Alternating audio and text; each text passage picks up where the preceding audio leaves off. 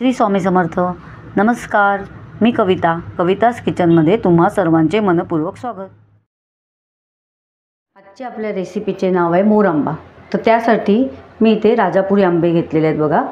एक तर तोतापुरी आंबे घेऊ शकता तुम्ही किंवा राजापुरी. तर मी इथे राजापुरी आंबे घेतले आहेत. तर मी स्वच्छ धुवून घेतले आणि पुसून घेतले, स्वच्छ कापडाने पुसून घेतले, पुसून घ्यायचे. आणि आता मी याची सालं काढते आणि छोटे तुकडे करून घेते. सर्वात प्रथम आपण आंबा आधी कापून घेऊन सालं काढून घेऊया.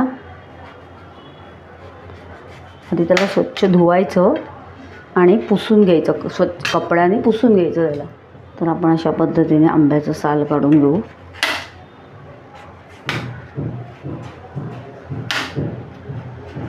चाकूने असे निघतात पटापट सालं. ही जास्ती आंबट नसतात, राजापुरी आणि तोतापुरी. तर मी असे सर्व सालं काढून घेते आणि फोडी करून घेते.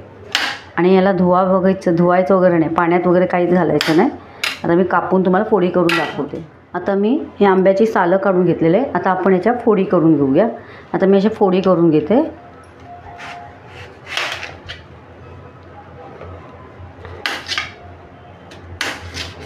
अशा बारीक बारीक फोडी करून घ्यायच्या.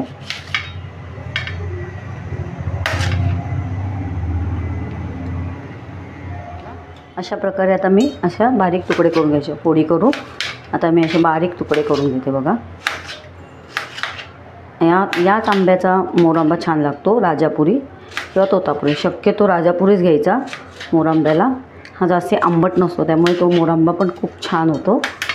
हे बघा, अशा मी फोडी करून, आता आपण अजिबात पाणी बिणी लावायचं नाही याला. अशा फोडी करून आता मी घेते सर्व. हे बघा, अशा प्रकारे आपण आता मस्त घ्यायचे. मोठे जसे आपल्याला आवडतात त्याप्रमाणे तुम्ही तुकडे करून घेऊ शकता. असे बारीक मोठे, पण असे मीडियम करायचे. एकदम बारीक पण नाही, एकदम मोठे पण नाही, असे करायचे. असे मी असे सगळे तुकडे करून घेते. आता मस्त आंबा आहे, खूप छान,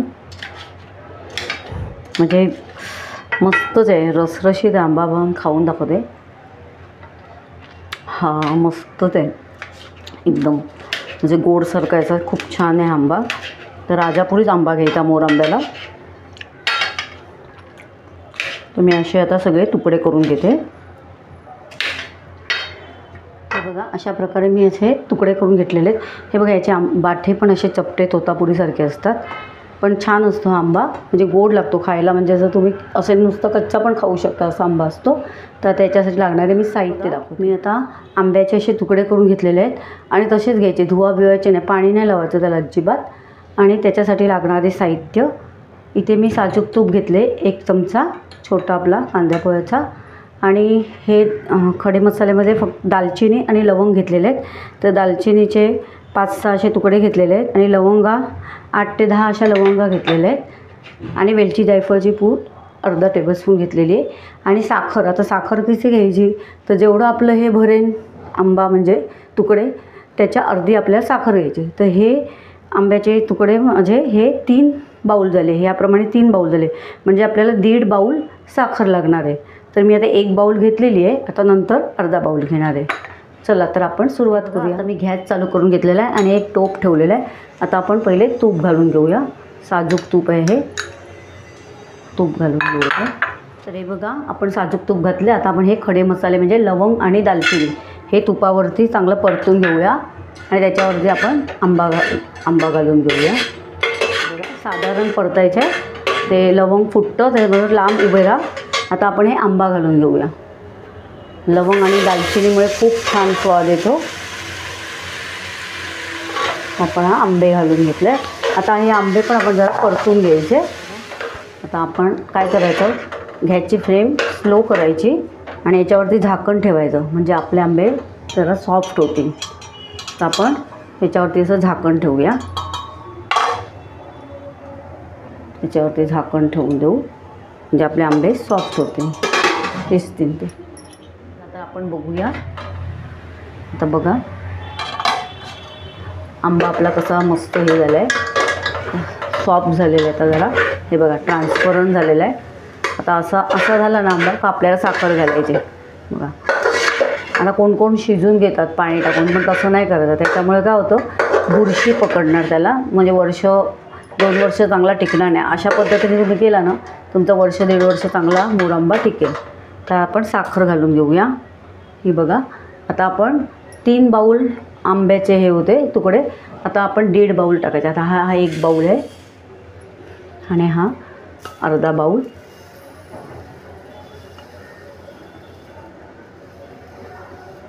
दीड बाऊल आपल्याला टाकायचे. हे बघा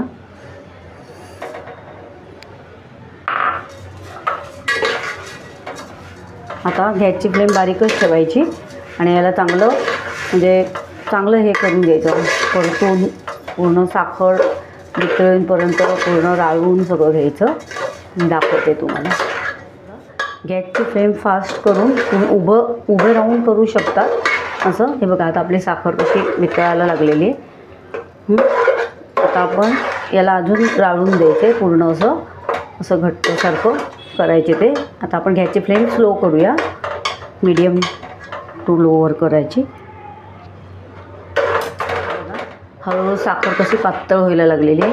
आता ही पातळ होऊन ती घट्ट व्हायला लागेल, म्हणजे एकदम पण नाही घट्ट करायची आपल्याला. मी दाखवते तुम्हाला. अशा प्रकारे आपल्याला करायचे. आणि ते आता लवंग आणि याच्यात दालचिनीचा असा मस्त स्वाद सुटला आहे ना, वास, त्याच्यामुळे खूप छान टेस्ट येते. ते नक्की घाला मोरंब्यात. मस्त चपातीबरोबर खायला, मुलांना डब्याला द्यायला खूप छान उपयोग होतो याचा. आणि आपल्यालासुद्धा असं पराठ्याबरोबर चपातीबरोबर कधी वाटलं. आणि पावसात तर याची चव एकदम म्हणजे विचारूच नका, एकदम अप्रतिम लागते. अशा प्रकारे आता फेस यायला लागला आहे त्याला, म्हणजे ते फेस येतो म्हणजे तो पाणी ते सर उडून जातं आहे. आता हळूहळू करून पाण्याचा अंश त्यातला उडून जाणार. मग ते आपलं मोरंबा चांगला टिकतो. त्याच्यामुळे घाई नाही करायची, काढायचं, व्यवस्थित चांगलं होऊन द्यायचं ते. मग चांगलं ते 2-1 वर्ष चांगलं टिकतो तो.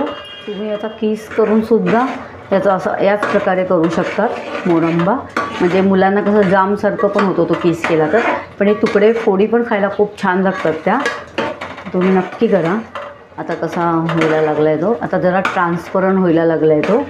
हळूहळू तो ट्रान्सपरंट होईल आंबा. आता बघा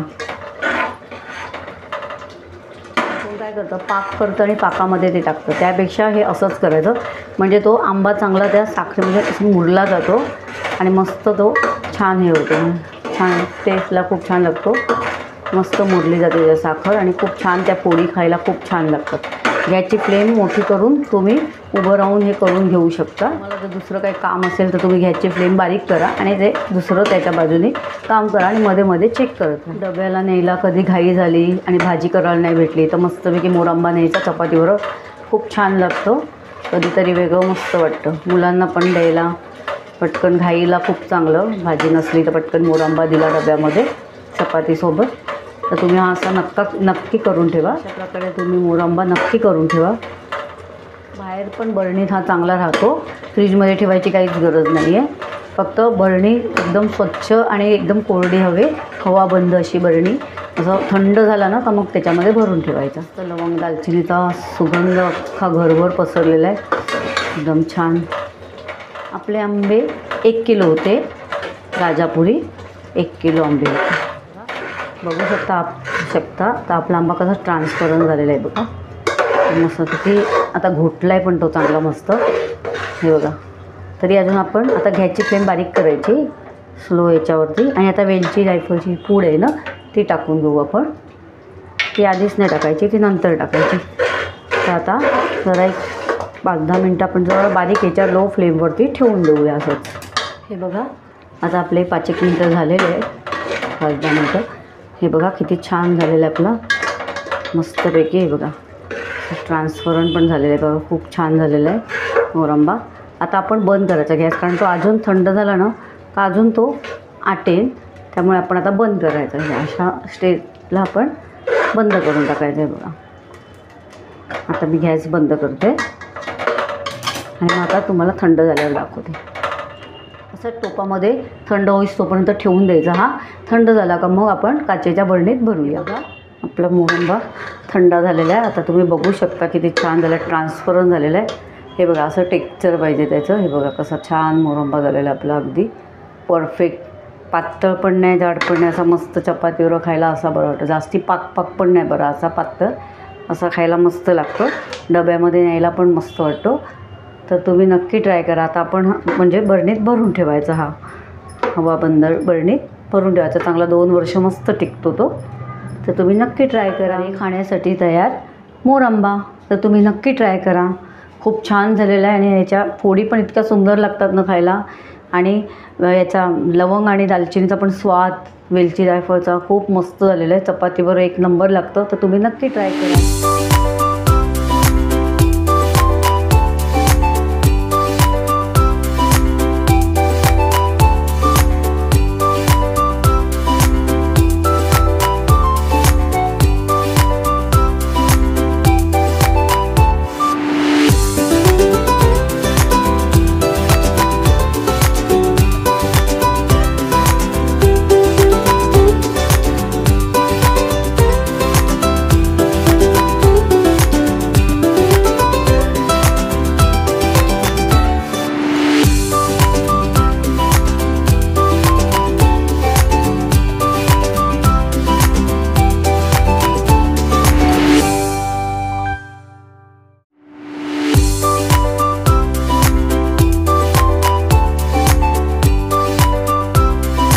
तुम्हाला जर माझ्या रेसिपीज आवडत असतील तर अशाच गोड तिखट नवनवीन रेसिपीज पाहण्यासाठी तुम्ही माझ्या चॅनलला सबस्क्राईब करा आणि बेल आयकॉनला प्रेस करा. याने मी अपलोड केलेल्या रेसिपीज सर्वात आधी तुम्हाला पाहायला मिळतील. चला तर मग आज इथेच थांबू आणि नवीन रेसिपीज घेऊन पुन्हा भेटू. धन्यवाद.